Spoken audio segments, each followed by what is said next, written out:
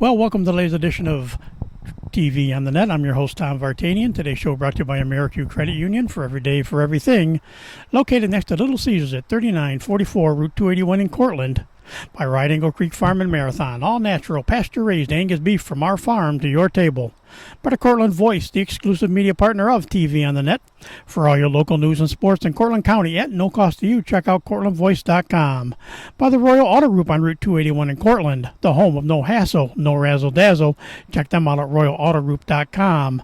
By Yeaman Real Estate at the entrance to Yeaman Park off I-81, exit 11 in Cortland.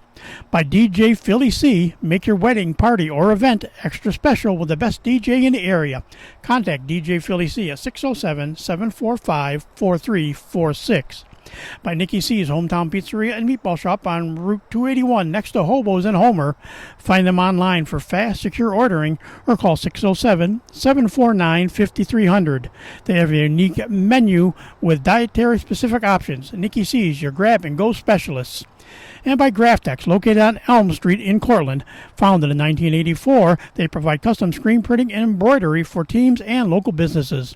For over 30 years, Graftex has continued its dedication to servicing customers' needs for innovative graphic design, custom and printed apparel, and quality service. They are easy to contact at 1-800-417-7791. Well, we're into round two.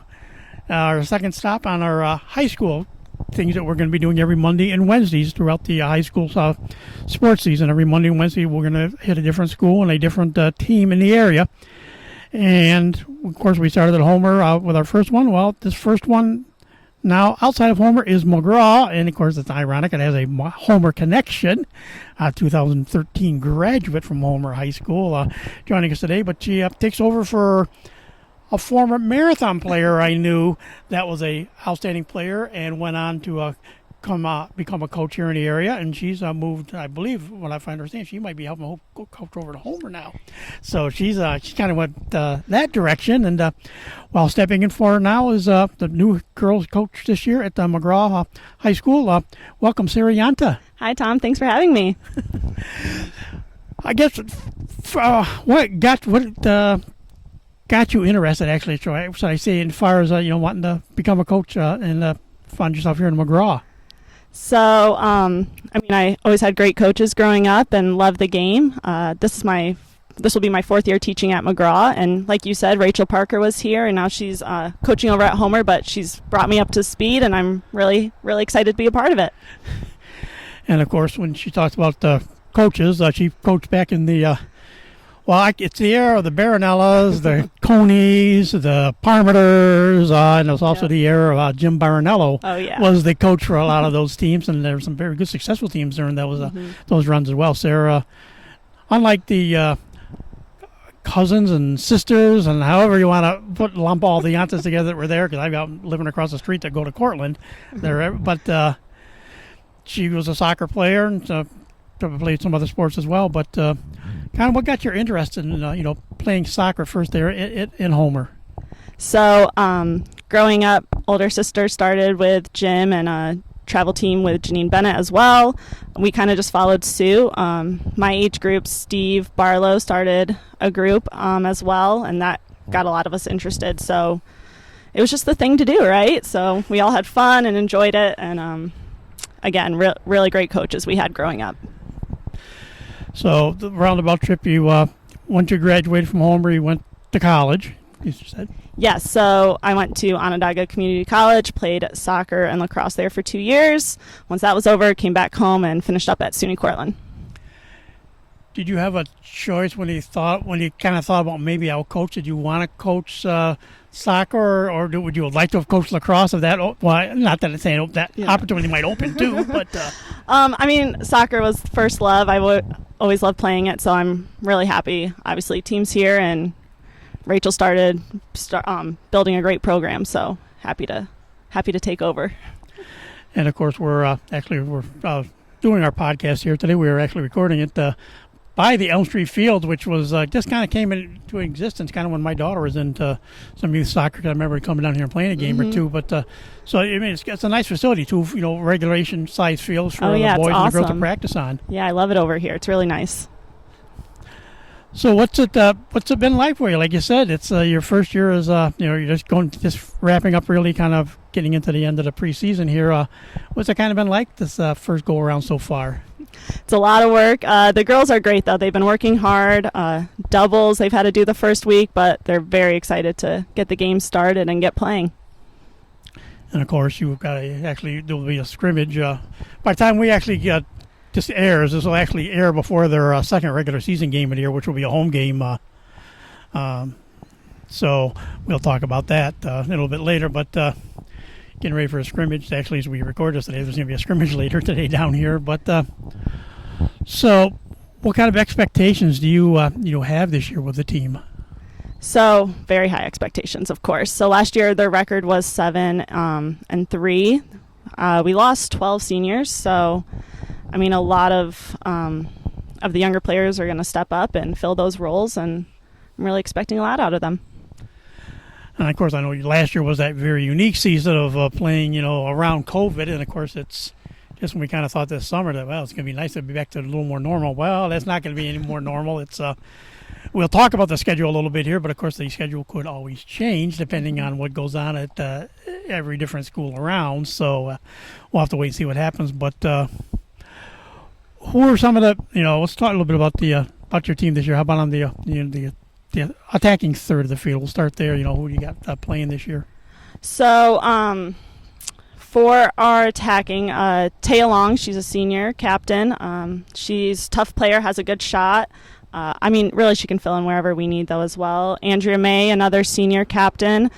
She sees the field really well, and we're definitely looking for her to create some scoring opportunities.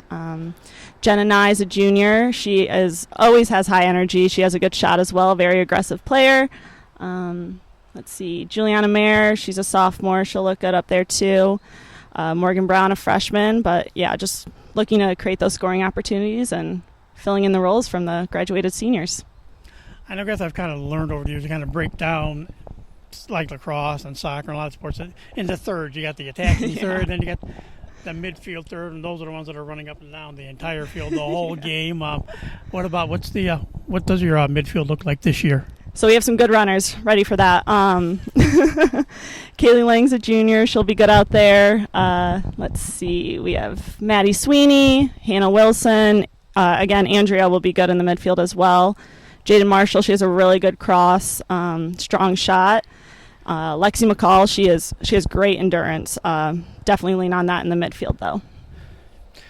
And then, of course, as we joked before we started talking, you were on the defensive side of the Yonta group. Of course, actually, you're my neighbor. Alyssa was more of a defensive person as well, too, and one of your cousins. What's the defense look like this year? So, thankfully, Jaden Cortez, so another senior captain, she played in the goal last year. She had around 40 saves, but, with everyone, losing 12 people, we need her out on the field. So she'll still lead us on the defense, but outside of the goal this time. Olivia Bishop, she can play anywhere, but she's a hard worker, tough defender. Megan Stull, she's new to the team. She didn't play last year, but powerful, strong defender, has a great long kick. Miranda Murray, Adriana Stacconi, they're great soccer players. They're freshmen, so they're definitely working hard and getting up to that varsity level. So making that move then, who will be in goal this year? So Heather McGee will be our goalie. She's a sophomore, new to the team. She's improving every practice, and we're really counting on her. Like you said, I think you said Jaden was the goalie, and she's moving on. Will she kind of fall into like that sweeper role that kind of really oversees the whole defense back there, anyways? Yeah. So she's a great vocal leader out on the field, and center defense will definitely need her there. And like I said, it's different. Like with Homer, you play. You're a Class B school most of the time. I don't think you guys ever went to Class A, but you're in Class B. But still played like the Janesville, the Wits, the CBAs, and a lot of bigger schools like that. What's it going to be like going this round? You're into this, Class D schools with the CCL. Like DeRuyter and Cincinnatus, and so a lot of tough opponents. Cincinnatus always a big game for us. Rivalry there. DeRuyter's good, so that'll be a good test today for us before the season starts to play DeRuyter. But kids are good. A lot of good skills. They play together year round and stuff, so definitely be a good competition. As far as the level, like we say, everybody says, well, the higher the class, the better the skill, the better the level. But again, you can shoot a lot of that down because when you think about well, it depends on what level. Well, Rachel's an example of that with marathon, the girls and the boys soccer teams down there, and McGraw has had a good, especially on the boys side, has had a very good tradition of soccer here. So it's very tough, very good competitive soccer in the CCL this year. Oh yeah, I'm very excited to get started, but every team it will be a battle, so very looking forward to it. Like I said, by the time we air this, you'll have your scrimmage in the book today. Again, a team you will face not too far into the season, and you'll also have gotten in your first regular season game. It's always nice when you get regular season games in before Labor Day, but it'll be a trip to Brookfield. But when you come back, and really just like the day before school really gets going, is after this Labor Day weekend, you'll be you're looking forward to those first couple of home games. It'll be both 4:30 starts. One will be Madison on Tuesday the 7th, and then that following Friday the 10th will be the first go-around with Cincinnati. Yeah, a lot going on the first week. That first day of school they have a game, and then, of course, big game on Friday. So we're preparing for that and looking forward to it. And then as we go along through September, another Tuesday game on the 14th going to another team that's had some good years and teams in a recent memory too as well, Stockbridge Valley. Yeah, the girls are always warning me about players and even giving me some insight for what to expect. And then on September 20th, again, it is a home match. Of course, it's the first of the go-rounds with DeRuyter here, and then home against Otselic Valley on a Wednesday the 22nd. That's one of those weeks, again, where you get 3 games in a week. Mm-hmm. But at the end of that week is always the fun week. It's your rematch with Cincinnati. Yes. It's a home game, but it's that usually do a boys-girls doubleheader. That's going to be the 7 o'clock game over at SUNY Cortland. You looking forward to going on playing under the turf under the lights? Oh yeah, it's homecoming. It's a big deal. Homecoming week leading up to it. The homecoming dance. They love that. But very excited to play under the lights and get on the turf field over there. Will there be any different approach to that game, since just because it's a turf game compared to you play pretty much on grass most of the time? It's going to be a game on turf. Is that going to be a? Yeah, the ball will move a little faster, but they'll adjust. And as we go through what the schedule is here, of course, that's always subject to change. Remember, we're still dealing with COVID around, so it could still be but that's what we hope is going to be. The schedule as it is. Then after the under the lights game is back onto the road, a game at Madison.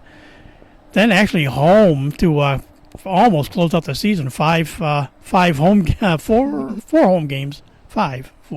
Yeah. 5. Non-leaguer against Norwich. Always going up bigger class, so it'll be a little test towards sectionals, kind of get ready. Mm-hmm. That's on October 4th. Then again the next day, October 5th, home against Stockbridge Valley. Then another non-league game on the 8th of October against Fabius Pompey. And then the October 12 rematch with DeRuyter here on the fields at 4:30. And then you close it out the home stretch on October 14th with a game against Brookfield. So that's the rest of the home schedule. So is it going to get?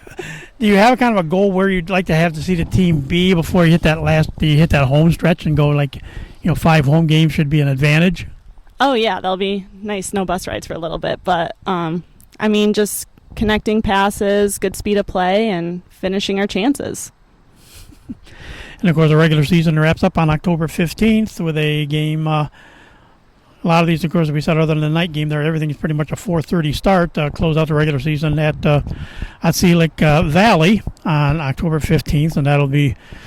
So it seems like it's not a lot, but when you look at got it in, it's cram packed into pretty much a month and a half. A lot of soccer, and does that kind of work better for the girls? Sometimes I know you get to a point where I'm tired of practice, so it's nice to have games. Yeah, those pre-game practices are always nice because no running, but we have a lot of weeks with a couple three games. So thankfully we have 21 players this year, so we have good depth and they'll be ready.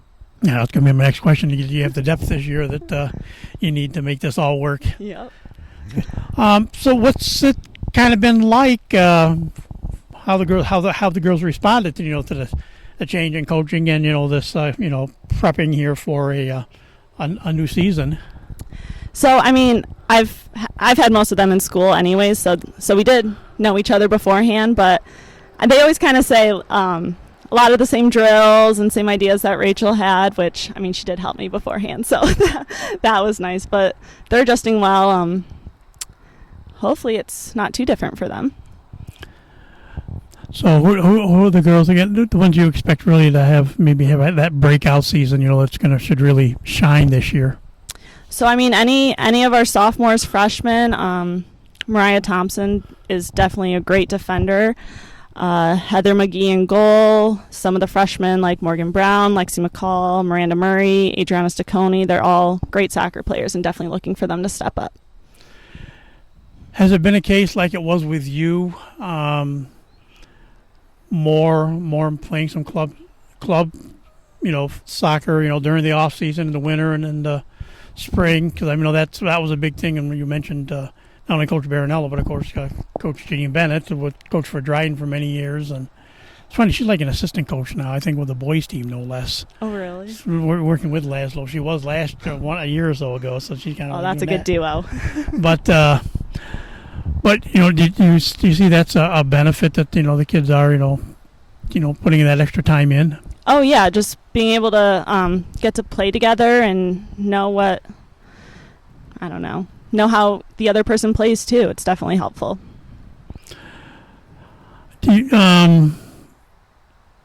So like we say, it's almost there for that opener. Is it going to be a little extra nerves, like you say, being that first game will be under the belt actually by the time we've talked, but getting ready to get on the bus and going to Brookfield for that opener on the second?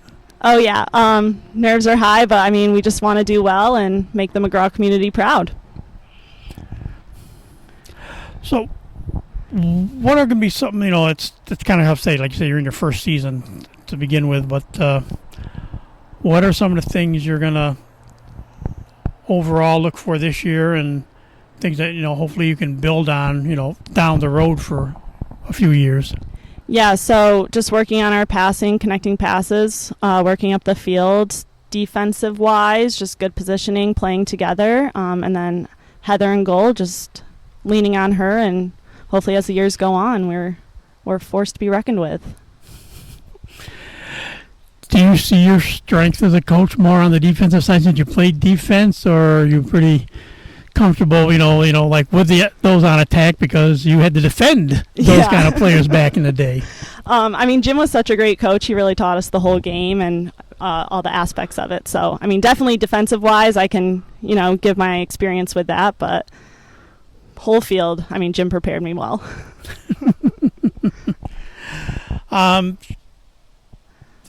As we said, obviously, Cincinnati, Dryden are two of the bigger rivals along here. But are there any other teams that you're like out there that you really say, yeah, this is a team we really got to be wary of this year? So I keep hearing Madison is a pretty good team as well.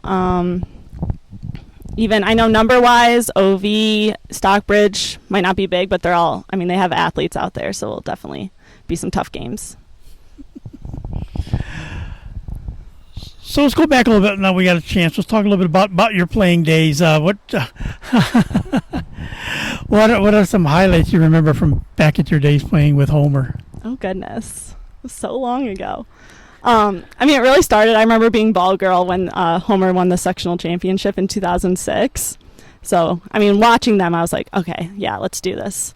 Sadly, never won a sectional championship myself, but, playing on varsity for 5 years, there was a lot of great memories. Of course, it's always fun to play Cortland because that was the rival, so it was always fun playing against Cortland. But again, Homer, you guys played some very tough teams back in the day, though. Like you said, the James Wildowitz were around, CVA was around, Skinny Atlas, West Hill, Casanova on occasion, Marcellus was, of course, was one of those. I was gonna, you started nodding real fast when I said Marcellus. I remember I can still remember covering a playoff game from Marcellus sectional. I think it was a sectional game, and as the monsoon game there when the goal blew over, and for the boys' game and stuff. But I think Megan Valentine was in goal, and Oh, jeez. played a monsoon the whole game. And what are some games that stick out in your memory that were good memories for you? I mean, anytime we played Cortland, it was always a good time. Just playing with those girls, travel over the year to finally, go against them and see who was the better team was always exciting, but always in good fun, of course. I remember one time I don't even want to say it. One time we went up to JD, we lost, I think 7-2. That was not a good game. Jim was not happy, but they came down to the turf for the next game, and we tied them 0-0. So I mean that was a great game in my mind. Knowing the traditions, like you said, the boys have really had the tradition down here, and Jamie Crum now the coach there on the boys' side now. How's that relationship with it's a new one for you because it's your first year as a coach, but is there a little friendly rivalry between the boys and the girls on who does better, or is it pretty much a group that really everybody supports each other? They definitely all support each other, but there's always those little see whose record's better, who scored more goals, but all very supportive. And Jamie's been so helpful getting this started for me. But yeah, mostly friendly, some competition sometimes. What are you expecting? Like, so this is a year too where you can play, and there can be fans again too. I mean, last year there was some sports and there really wasn't a lot of fans allowed. They got some schools that did allow parents only, and because not a lot of them traveled because some schools didn't allow outside parents to be at games. What do you think it's gonna be like that? That first time they actually play and have the parents on the sideline hollering again. Oh, that will be awesome. Right? We can spread out enough where everyone can hopefully cheer us on, and I think I don't know what it's like at other schools, but here, fans are here and just space out as much as you can, but cheer on. And like you said, right out of the gate, the goal is this year to be competitive in the CCL. And would it just making sections be a satisfying thing, or is it one of those where you'd like to shoot higher? Well, let's do that and then go beyond too. What I know, like I said, we know who you played for and who you played some club for and stuff like that, everything. But who is there one of those former coaches you work with that your style is going to be more like than another, or are you going to kind of develop your own style? I feel like Jim's just so ingrained in me at this point, his method of play and how he thinks of the game. So definitely going that way, and then we'll see what happens.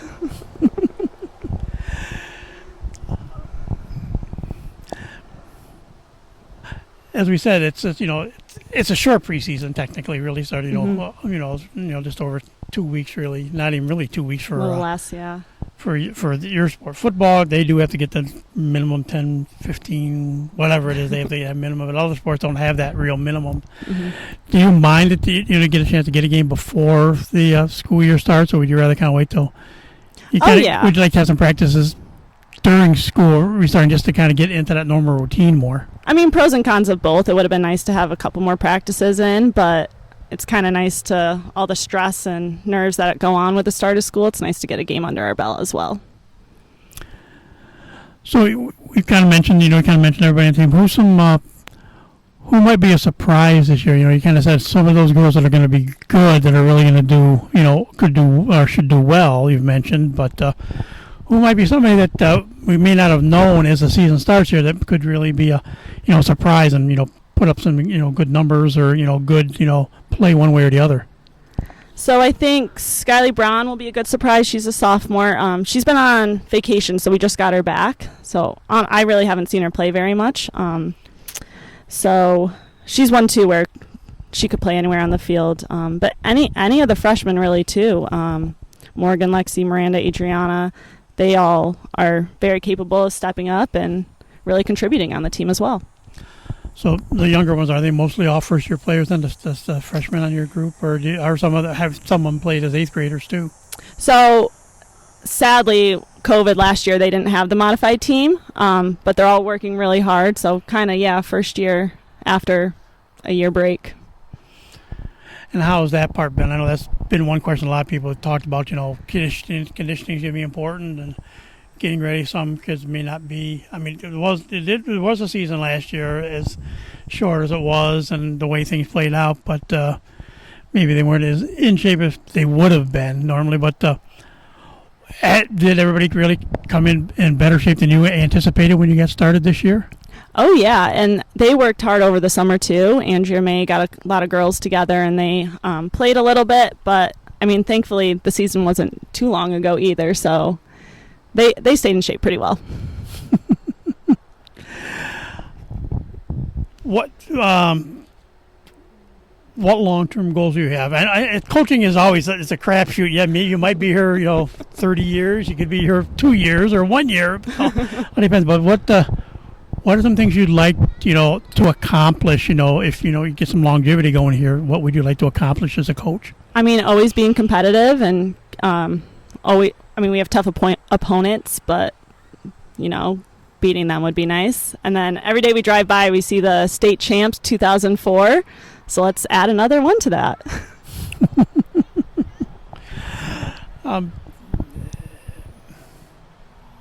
What would you maybe say to some of the younger the kids that that hopefully it'll be a modified team again this year, and hopefully to get the younger kids back into doing their thing that they used to do and everything a little bit more. What is something you could say to some of those kids that that are thinking maybe we'll play soccer down the road or something, to encourage them to come out and be part of the Eagles now? So Candy Ferris is the modified coach, and she does a great job with them. A lot of experience, but it's fun. It's fun playing with your classmates, your teammates, and playing for your school. There's nothing better. So, just keep working on your skills and building that up, and can't wait to have you on varsity. What are some of the biggest things you took away, as far as defining who you are at this point, from your days of playing high school and, going on to college and everything? What are some things you think you've built on and made you who you are today? Oh, that's a good question. I think I've had so many role models to look up to. Just their work ethic was a big thing. Always kind of, doing your best. Again, as we said, there'll be 2 games. There will be a scrimmage today, which is the day we're recording this podcast, and then a game on 2 days later, the home opener. But then, as I said, we'll get through that Labor Day weekend, and this will be out on Labor Day. This will come out, and the next day, that first game, two straight home games to kick off the actual kind of school year. There's no school on Tuesday. Teachers all we're in school on Tuesday. They get to be in school on Tuesday. The kids come back on Wednesday, and then of course, that first Cincinnati matchup on Friday the 10th. What do you think it's going to be like when you finally get to step on that field? For those first 2 home games. Oh, it'll be exciting. Nerves will be high at first, but once they start playing and get into it, I think we'll find our groove and start playing well. Really, it is tricky. This is fun. When you get a veteran coach, you got a lot to talk about. When you get new coaches, there's not quite as much to talk about because it's all brand still new. Learning, yeah. It's still learning everything. So it's kind of cool. But I want to get you on early on in this whole process because it was the fact that you've had a background and you're now here. So, Sarah, we want to wish you the best of luck this season. Hope good things for the Eagles. Thanks, Tom. Thanks for having me, and thanks everyone for the support, and we're looking forward to it. And that'll do it for this edition of TV on the Net. Today's show brought to you by American Credit Union, for every day, for everything. Located next to Little Caesars at 3944 Route 281 in Cortland. By Riding Oak Creek Farm and Marathon. All natural, pasture-raised Angus beef from our farm to your table. By the Cortland Voice, the exclusive media partner of TV on the Net. For all your local news and sports in Cortland County at no cost to you, check out CortlandVoice.com. By the Royal Auto Group on Route 281 in Cortland, the home of no hassle, no razzle-dazzle. Check them out at RoyalAutoGroup.com. By Yeaman Real Estate at the entrance to Yeaman Park off I-81 exit 11 in Cortland. by DJ Philly C. Make your wedding, party, or event extra special with the best DJ in the area. Contact DJ Philly C at 607-745-4346. By Nikki C's Hometown Pizzeria and Meatball Shop on Route 281 next to Hobo's in Homer. Find them online for fast, secure ordering or call 607-749-5300. They have a unique menu with dietary-specific options. Nikki C's, your grab-and-go specialists. And by Graphtex, located on Elm Street in Cortland. Founded in 1984, they provide custom screen printing and embroidery for teams and local businesses. For over 30 years, Graphtex has continued its dedication to servicing customers' needs for innovative graphic designs, custom imprinted apparel, and quality service. And they are easy to contact at 1-800-417-7791. So for my guest, the new coach for the McGraw girls soccer team, Sara Yonta, and yours truly, Tom Vartanian. Thanks for listening, and we'll talk to you again soon.